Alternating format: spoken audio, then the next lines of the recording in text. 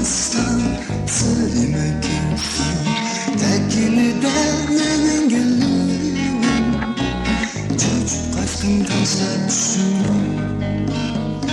Sen aydın bulak gibi iniştim aslan söylemek için tekini derlerin gülüm çocuk aşkın taşla düşündüm.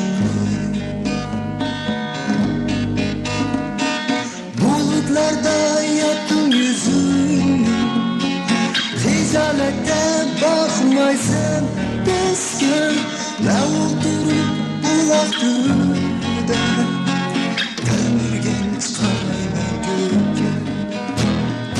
Bulutlarda yattın yüzün, hicalete bakmaysın desken ne oldurup bulaklıda Temirgen çıkarayla göke.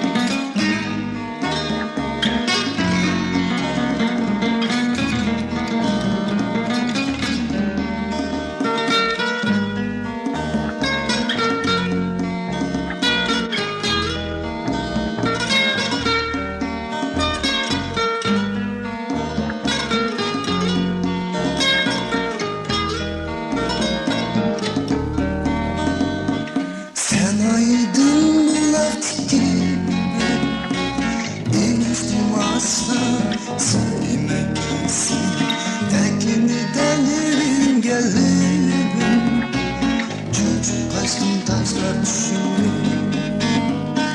Sen aydın bulak gibi iniştim aslan söylemek için tekini delirin gelirim çocuk aşkım taşlar düşündüm.